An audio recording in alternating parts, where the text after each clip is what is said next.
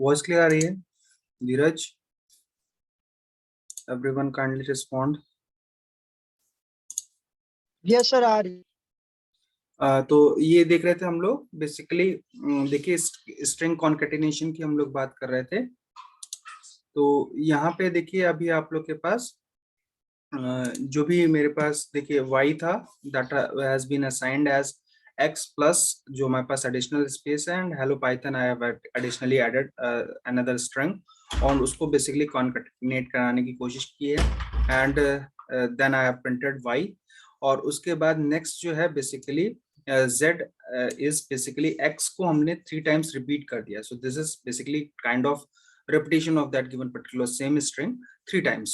तो you can see that जो हमारे पास आउटपुट आ रहा है, both the outputs, एक तो first of all the first output is of y which is of string concatenation, so the hello world space basically hello python, and the another is basically z जिसको हम लोग print कराने की कोशिश कर रहे हैं। so this is hello world, again hello world, and again hello world. So this is basically 3 times it has been repeated.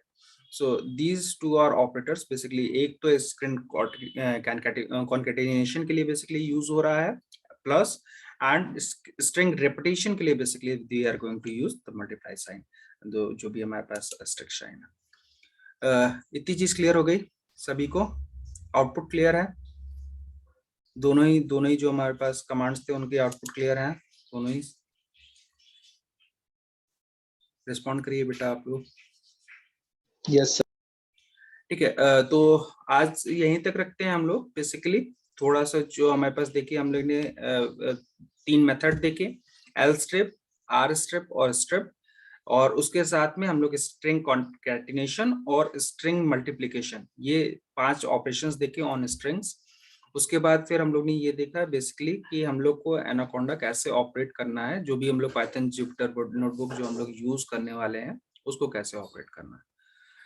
उसके साथ में बेसिकली रॉ इनपुट जो है हमारे पास उसका डिस्कशन किया हम लोग ने कि इनपुट जब भी हम लोग ले रहे हैं from the user side, so that is going to be taken in terms of strings, so we need to typecast it so that we can use accordingly.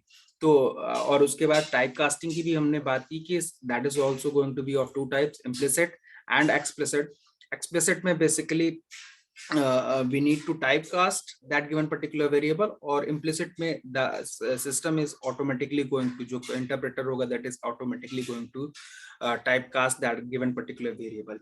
जैसा कि हम लोग division में देख रहे थे, integer division is also going to be typecasted to float।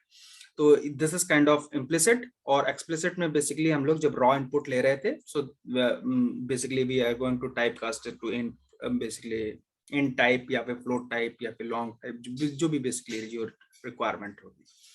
ठीक है, तो इतना ही रखते हैं आज बेसिकली। नेक्स्ट क्लास में जब हम मिलेंगे तो फर्दर बेसिकली स्ट्रिंग्स में कुछ और ऑपरेशंस और जो भी हमारे पास इंटीजर्स होंगे डेटा टाइप उससे रिलेटेड ऑपरेशंस, और उसके बाद फिर operators, different type of operators और एक्सप्रेशन, ये हम लोग को देखना है। कुछ छोटे मोटे टॉपिक आप लोग के बचेंगे जो भी फर्स्ट यूनिट में। ठीक है, अभी यहाँ तक किसी को कोई कंफ्यूजन हो तो बताइए आप लोग।